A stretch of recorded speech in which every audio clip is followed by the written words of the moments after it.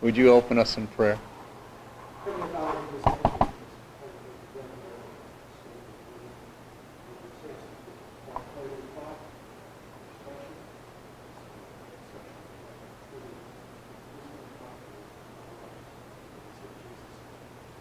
Amen.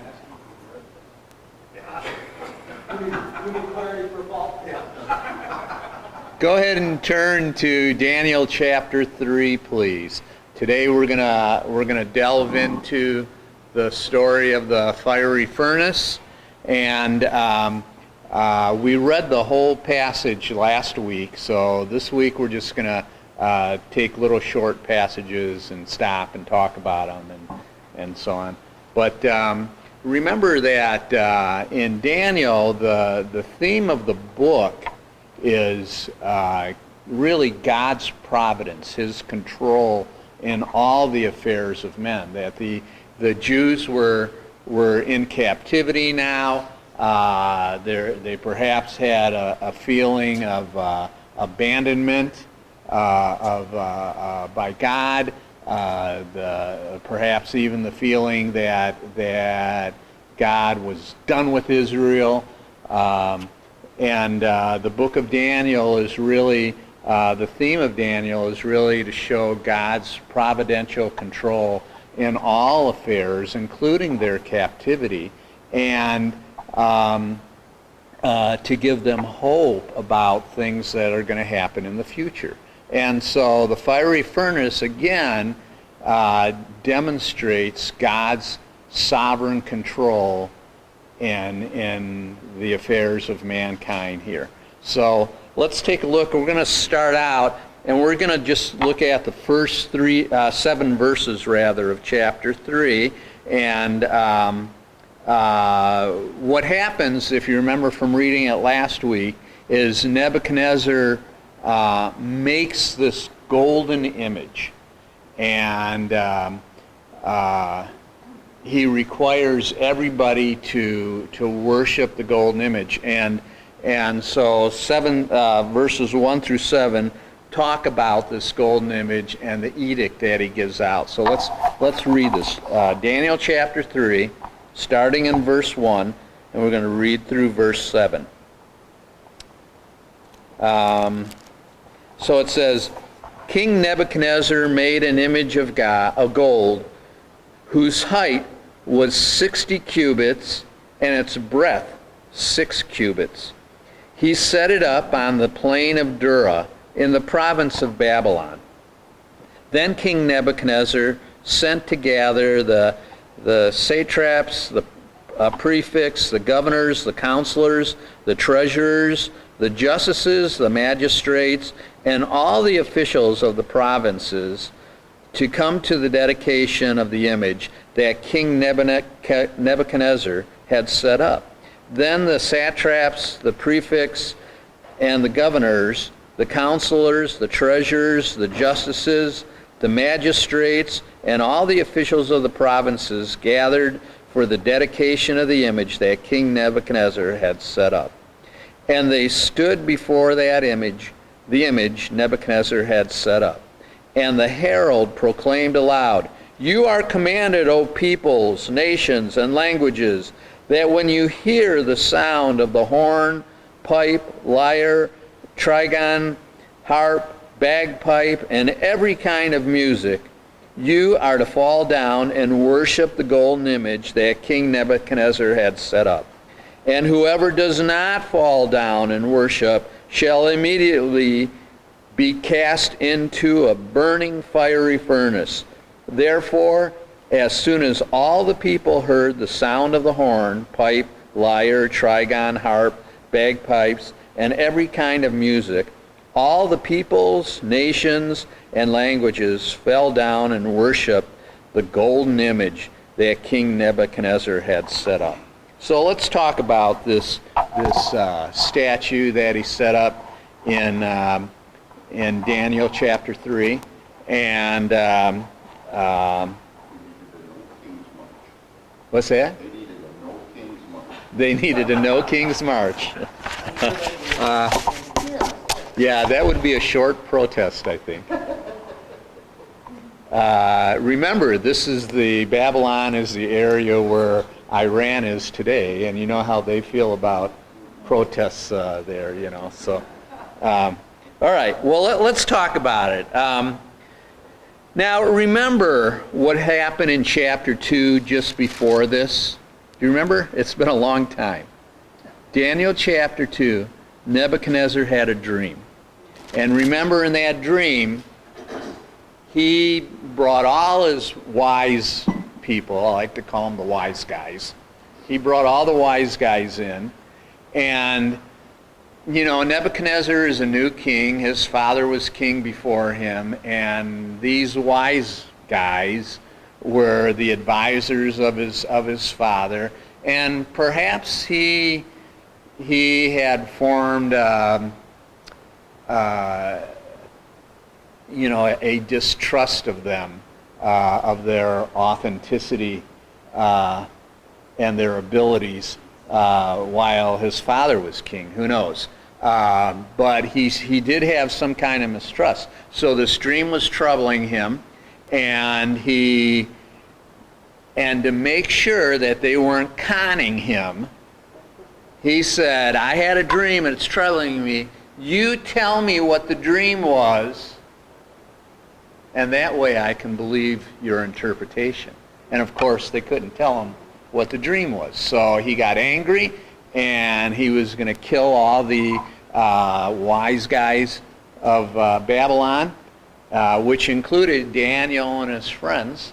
And but Daniel asked for an audience for King Nebuchadnezzar, and him and his friends prayed and to seek God's guidance and protection and stuff, and God gave Daniel the vision and of the dream and what it meant, and so he was able to go in and tell Nebuchadnezzar this, and Nebuchadnezzar believed in the power of God because of Daniel being able to not only give the interpretation, but tell him what the dream was too, without being told ahead of time.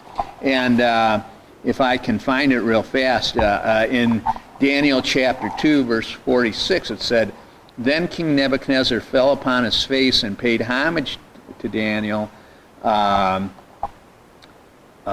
he made an offering and stuff, and he says in verse 47, Truly your God is God of gods and Lord of kings, and a revealer of mysteries, for you have been able to reveal this mystery. And then he rewarded Daniel and stuff. So he just saw what Daniel's God, what the true God, Yahweh, was able to do. And not only that, this vision was a vision of prophecy of the future.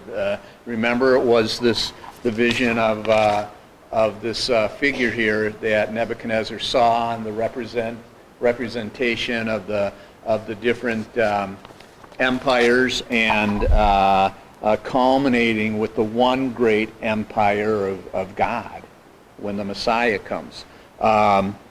So he just saw this, and despite the fact that he'd seen the power of the one true God, and he made this proclamation that Yahweh was God of gods and Lord of kings, he proceeded to require, he proceeded then to require all his subjects, including those who were worshipers of Yahweh, to worship this image. And as a pagan, even if he thought Yahweh was superior, he probably still didn't have any problems with polytheism. You know, the fact that Yahweh was just one of many gods. He was superior, perhaps, but he was still one of many gods. That was probably Nebuchadnezzar's mindset. Carl?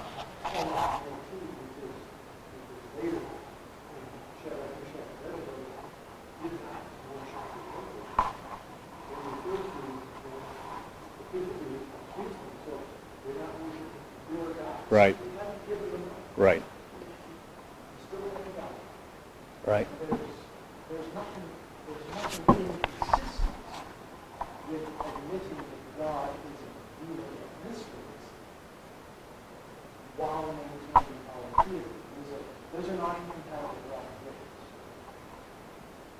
it's incompatible with true worship of Yahweh.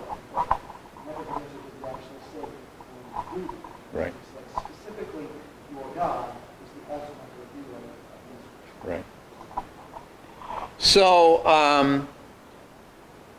now this statue that he made was probably either a representation of himself or a representation of the government, the Babylonian government. Either way, as king, as head of Babylon, it was essentially the requirement for people to worship and honor him and his government here. That's really what was going on here with the statue. And not bowing down in worship then would be akin to treason. Okay? So this was very serious here. And in verse 1, it says that the statue was 60 cubits high and 6 cubits wide in breadth. And like we said last week, that really means that the statue is probably somewhere around 90 feet high. I mean, this building here is probably, let's see, the door is 8 feet, so that's probably 20 feet right there at the peak. You know? So this is 90 feet. That's more than 4 times the height of this church. Okay? And then 9 feet wide. 9 feet would be about from the wall to here at the base. You know? What's that? I got 6 feet. That's 6 feet. Yeah. Yeah, okay. All right, so almost the length of the pew. That's about how wide the base was. All right, and then it was more than 4 times the height of this building at the peak. That's 90 feet? 90 feet, about 90 feet, and 9 feet wide. 90 by 9 feet. Yeah, and like we said last week, it was probably, and by the way, this is we've seen this in other, what do they call the people that dig up archaeologists? We've seen it in other archaeology findings of Babylonian relics and stuff like that. That the statue probably had a big base, you know, like a platform, and then the actual figure of a person on top of that. You know, similar to this, but with a base to it. Okay.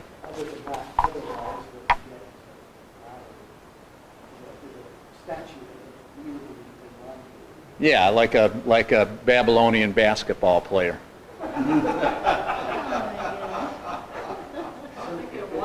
It would be very blue would be That'd be very similar to the Washington Monument. Yeah. Yeah, how tall is the Washington Monument?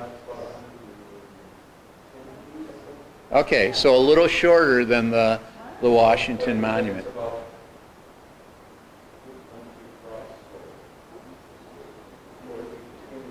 Yeah.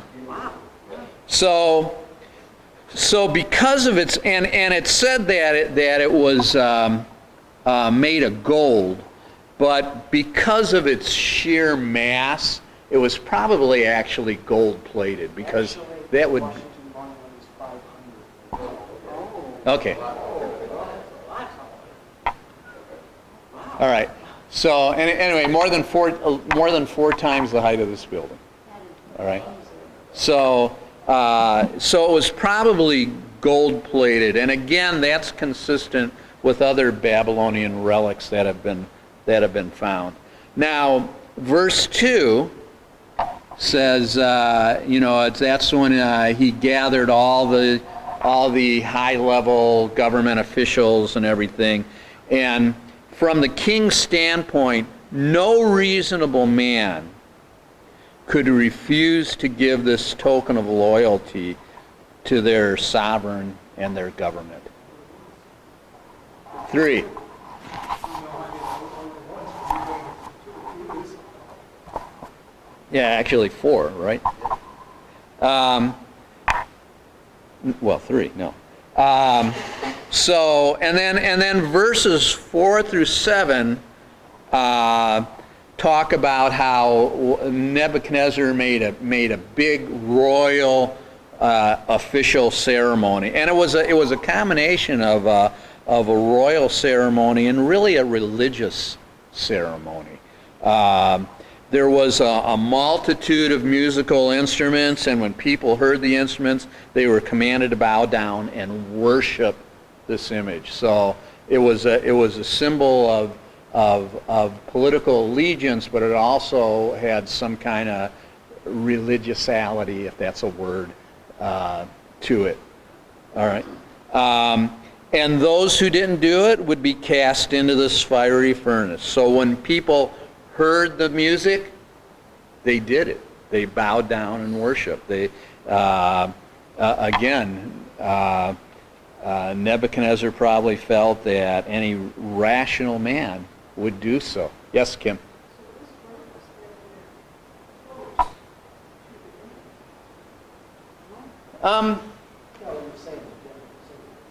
Yeah, I don't know. I don't know how far away.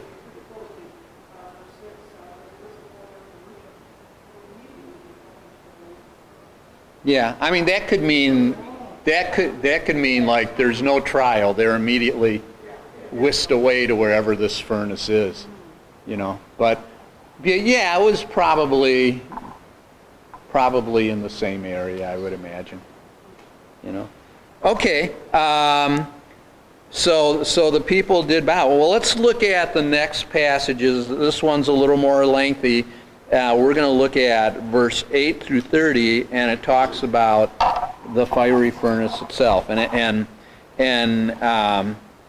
actually, there's a little intrigue that goes on here first, you know. And so let's look at verse 8, and it says, "Therefore, at that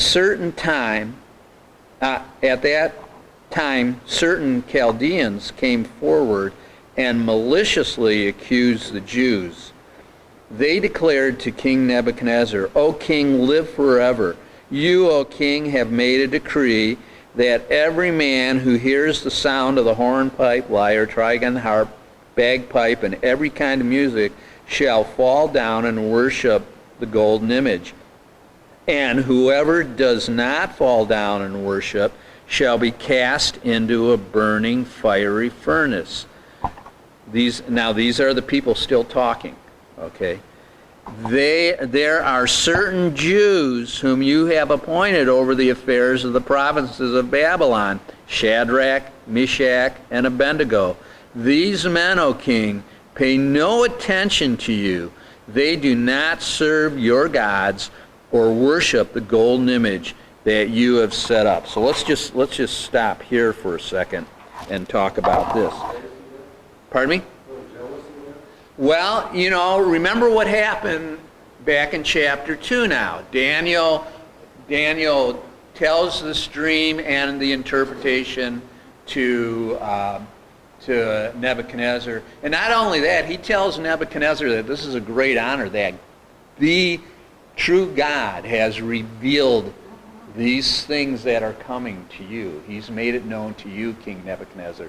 So there's great honors. So at the end of chapter 2, he makes Daniel the second most powerful man in the Babylonian Empire. Remember we said last week when we were talking about it, it's kind of like how Joseph was made second to the king to Pharaoh in Egypt, you know. So Daniel had control over everything, and Daniel asked that his 3 friends, Shadrach, Meshach, and Abednego, be made, in essence, governors over different regions of the province of Babylon. So now, these Jews, who are not true nationals, They're not from the Babylonian area. They're not of the Babylonian people. These Jews who were captives have now been elevated to these great seats, and the guys were still relatively young here. So I think there was a lot of hate and like Bob says, jealousy of these guys. And we see in verse 8 that it says that the accusers acted maliciously. So they did this with intent. They didn't like them and they wanted to get them. Okay? They were Chaldeans, the locals, and like I say, they probably hated the Jews. And they probably resented the fact, too, that these guys seemed to be unwilling to assimilate into the Babylonian culture, especially since they've been given such high rank and stuff.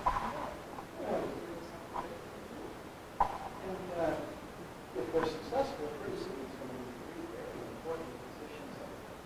Mm-hmm. And who better to fill that than a bunch of people who are locals, illustrated their unwavering loyalty to the Yeah. Wow, that sounds malicious. I wonder what their voices sounded like. Did they sound like bratty teenagers? I doubt it. I seriously doubt it. Yeah. They would have been just as nice. What they did was very calculated. Well, the internal attitude would have been about that. Yeah. But the way they spoke would have been polished and refined. I'm not trying to diss on anybody here, but I just want to let you know that these guys aren't doing what you said they should. Yeah, just bringing it to your attention. And there's I don't want to see anything bad happen to them, but there's a hint there too, and maybe I'm just reading into it, but there's a hint there too that it just wasn't these three guys that they hated. They had a dislike for the Jews too, because it says in verse 8, therefore at that time certain Chaldeans came forward and maliciously accused the Jews. Now that could mean our three Jews, or But in verse 12 it says there are certain Jews that you have set, so that kind of makes it something of this group, there's a subset. Yeah. Yeah. Well, it's obviously not supposed to.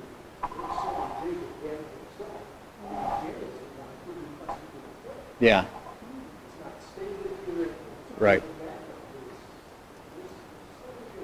Yeah. So I think it goes deeper than just those three guys. I think it's this distrust or hatred of the Jews, or at least certain Jews in general, but specifically they're targeting these three guys. You notice nothing's been targeted specifically at Daniel yet. We'll talk about that later. And at this point, that makes sense because Daniel still says, you discovered that. Yeah. Okay, so in their accusation, what they do first is they remind Nebuchadnezzar of what his edict is. You said that we're supposed to do this. Hey, these three guys don't do it. And not only that, they're unwilling to do it. Okay? All right. So, let's go on into verse 13. And it says, then Nebuchadnezzar, in furious rage, commanded that Shadrach, Meshach, and Abednego be brought. So they brought these men before the king.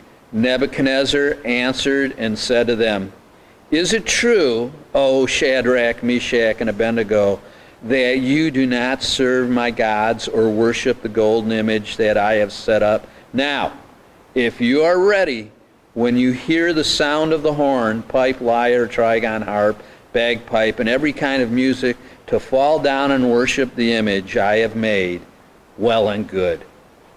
But if you do not worship, you shall be immediately cast into a burning fiery furnace. And who is the God who will deliver you out of my hands? So, just as these Chaldeans wanted, Nebuchadnezzar was furious when he heard this. Just what they wanted. And he demanded they be brought in. And when they came in, the language in the text here seems to sound like Nebuchadnezzar composed himself. Because I think he liked these three.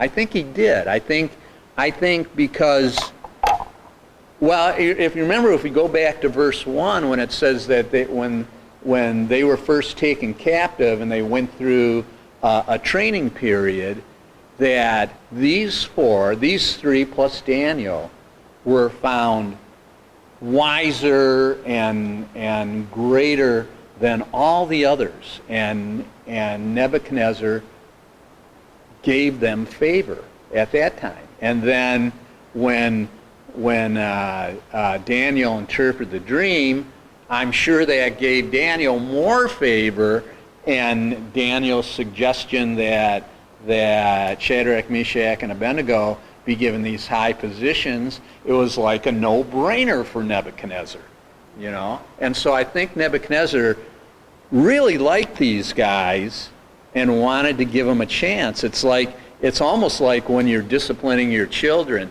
and you bring them in and whatever they've done, and you go, okay, I've asked you to do this. I'm going to give you one more chance. That's what Nebuchadnezzar is doing here. Go ahead.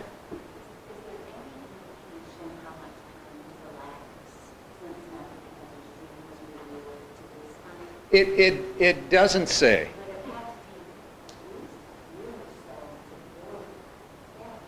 Well, you're right. It would take quite some time. I mean, it's possible he was started the statue even before that, but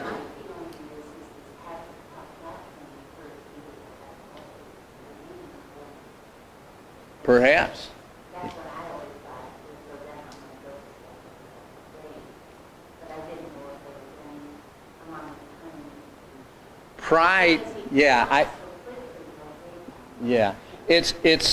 it doesn't really say. So, I mean, you can speculate, but it really doesn't say. But we're going to see even through chapter 3 and into chapter 4 and such that Nebuchadnezzar has a real pride issue. He has a real pride issue. I don't think there's any inconsistency here, though. It's evil, obviously, but I don't think it's inconsistent. Because he's still not disputing that God is a real mystery. Right. Then that is never the question in this chapter before. Well, I think it's obvious. He's still, even though he had great reverence for God after Daniel revealing the dream, Yahweh God, after Daniel revealed the dreams, he's still obviously a polytheist. He doesn't believe that is the one true God. So, Kim?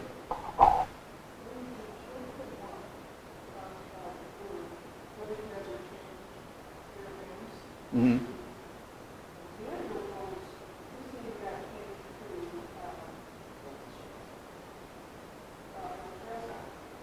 Yeah.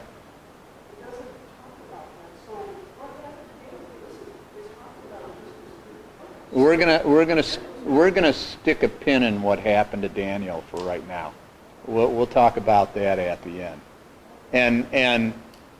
And spoiler alert, it doesn't say why Daniel isn't involved in there. We're only going to speculate. But and his name does come up later, not in the story of the fiery furnace, but later in chapter 4, his Babylonian name, Nebuchadnezzar uses that for Daniel. I think the reason the Hebrew names are used here are just for the sake of the Hebrew readers, personally. Or, you're right. I'm sorry, you're right. You're right. Okay, so where was I? Okay, so they were... so I think he composed himself here, and he's going to give them a second chance. And he asked them first, and it's interesting. I don't know if this is just the translation in the English or if it's written like this in the actual Aramaic. But when he says, let's see, we're in 13 through 15. When he says, he commanded they be brought in verse 14 he says, "Is it true, O Shadrach, Meshach, and Abednego?" Just that "O" that's there, it's kind of to me it's kind of more of an endearing term. I don't know if that's actually in the original text like that or not, but in English it gives the impression that that's kind of endearing. Oh, you guys, is this true?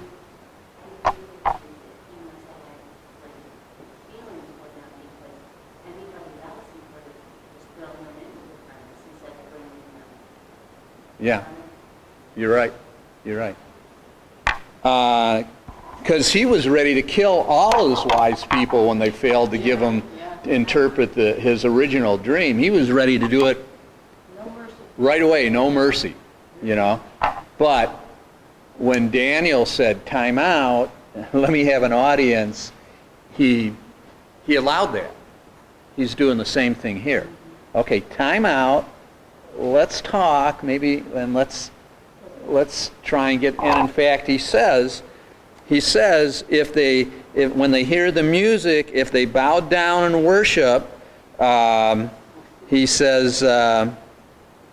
Let me see. He says, "Well and good." He says, "Okay, if you do this, I don't care what you did or didn't do before, we'll be okay." He's willing to do that. But he tells them, if you don't do it, I will throw you into the fiery furnace. And remember, we've already talked about the fact that Nebuchadnezzar is really a ruthless guy. He's not an old grandpa. He's a ruthless guy. Did you find it, Pastor? I did. Does it have it in there? The word "o" is added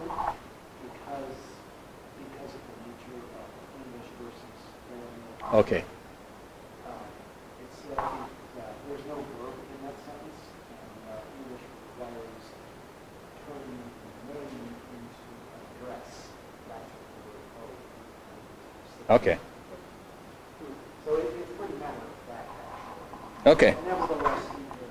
Nevertheless, he's not trying to avoid Right. He is trying to make sure, he is still giving a chance. That's Yeah. He wants to give him a chance. That's really the big point. He doesn't want to execute them if they're not actually guilty. So it's a simple way to figure out if this is a malicious, accusation, or if there's substance to it. Give them another chance to bow down. Problem solved. Yeah. He doesn't even have to wonder, because you're right, he's ruthless, but he also wasn't born yesterday. He understands how the courtroom works, and he knows that the court intrigue is just part and parcel of what life. Yeah. So yeah, he is giving them a legitimate chance to make sure that it's an easy way to make sure that And usually in something like this, for a person to be punished, the accusation has to be made by someone of a higher standing for the punishment. There isn't anybody other than Daniel and Nebuchadnezzar that's of a higher standing than those three. So that's why he asked them personally, did you do this? Because the people that are coming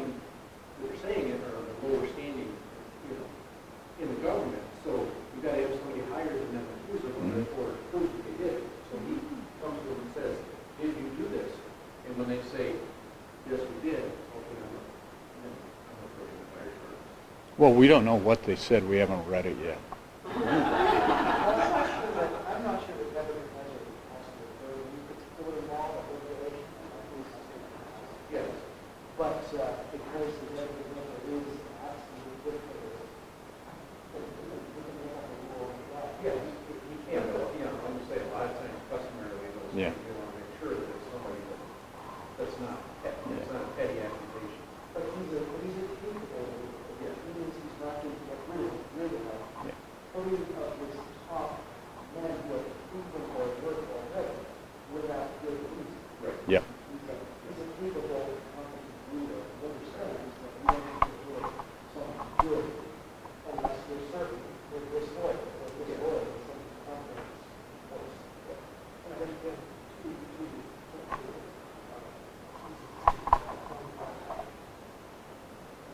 we knows good view of that the truth is going on.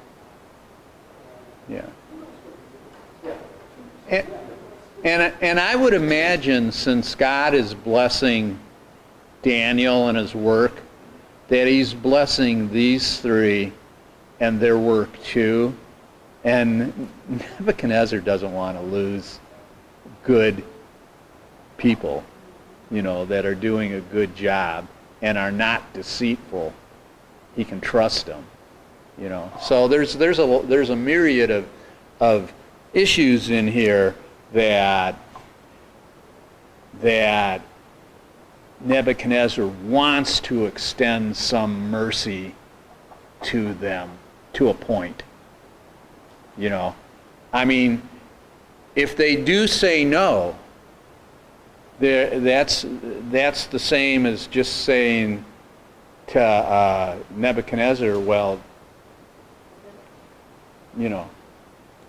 forget you, and nobody says that to Nebuchadnezzar. Okay, in verse 15, Nebuchadnezzar says an interesting thing, and it's going to come up again in chapter 4 when we talk about the next event after the fiery furnace. But he says this at the end of verse 15. He says, but if you do not worship, you shall immediately be cast into a burning fiery furnace. And who is the God who will deliver you out of my hands? He's largely in charge. He's challenging Yahweh here, and essentially is saying, your God, you think your God is strong enough to save you from me?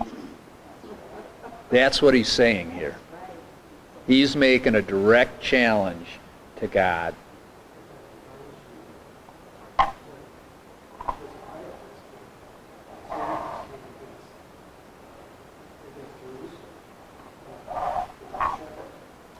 Yeah. Yeah. He's going to deliver you out of my king's hand. And guess what happened? All right. Well, let's look at the response of the three. Okay? Verse 16. It says, Shadrach, Meshach, and Abednego answered and said to the king, O Nebuchadnezzar, we have no need to answer you in this matter. If this be so, and what he's saying, if this be so, if that you'll throw us into the fiery furnace, that's what they're saying. If this be so, our God whom we serve is able to deliver us from the burning fiery furnace, and he will deliver us out of your hand, O king. And verse 18 is an interesting verse. But if not, be it known to you, O king, that we will not serve your gods or worship the golden image that you have set up. Now these three have just demonstrated a remarkable level of faith here, faith in Yahweh here. Look what they said. In verse 16, the three respectfully acknowledge Nebuchadnezzar as king, but they feel sure in their faith. In verse 17, I guess I shouldn't have said what I said about it because I have a bunch of notes about this, where it says, if this be so, that seems to have been a little difficult for Bible translators to come up with, because there's a bunch of different interpretations of what that could mean. If it be so, could mean it's indicating what Nebuchadnezzar has decided, that he would throw him in the fiery furnace. Or it could mean if we are thrown. But what I was reading in the commentaries is most Bible commentaries that I saw probably think that it's probably more accurate that this is saying if our God exists. So they're saying, if our God exists, our God whom we serve is able to deliver us. Okay?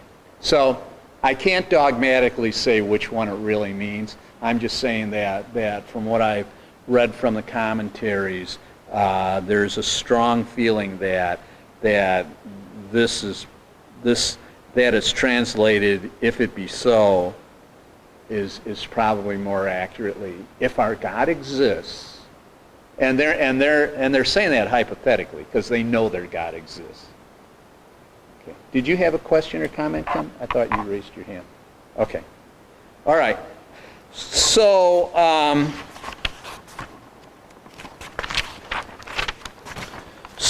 in verse 17, though, they give their declaration of their faith.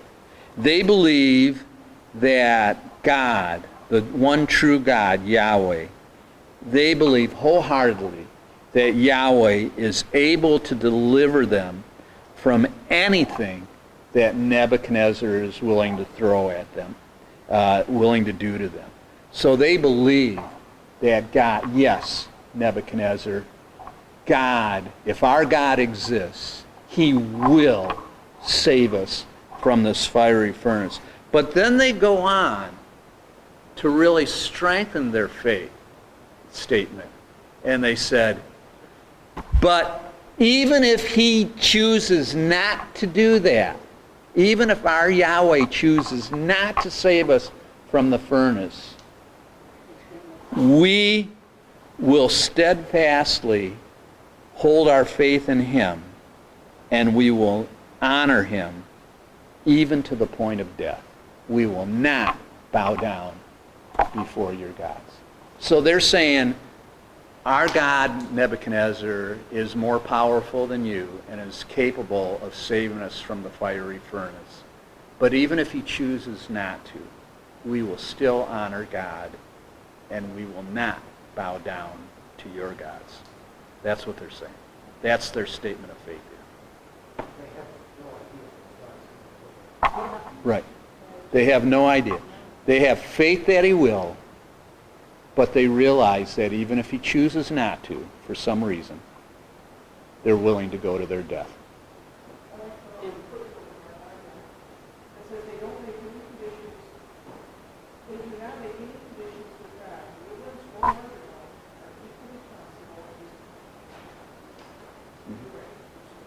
Yeah. All right. And then they'll be out of Nebuchadnezzar's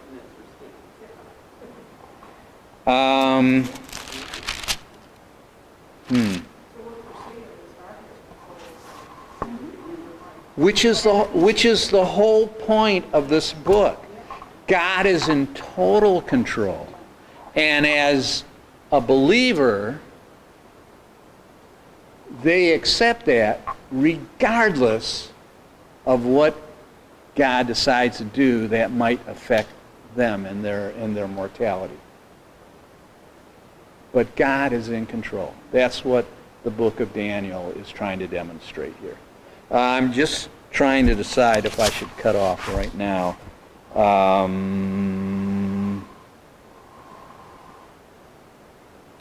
Let me do... No, we'll do it all next week. So we'll stop here. I assume Even though it's Easter next week, we're still going to have Sunday school, right? I don't see any reason why we shouldn't. Okay. All right.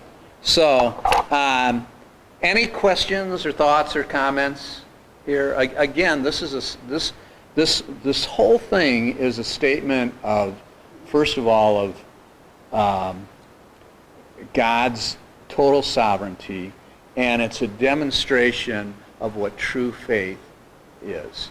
And the whole thing is to be an encouragement at the time of the Jews in captivity here, but also since then to both the Jews and Christian believers too, that God is totally in control of all things.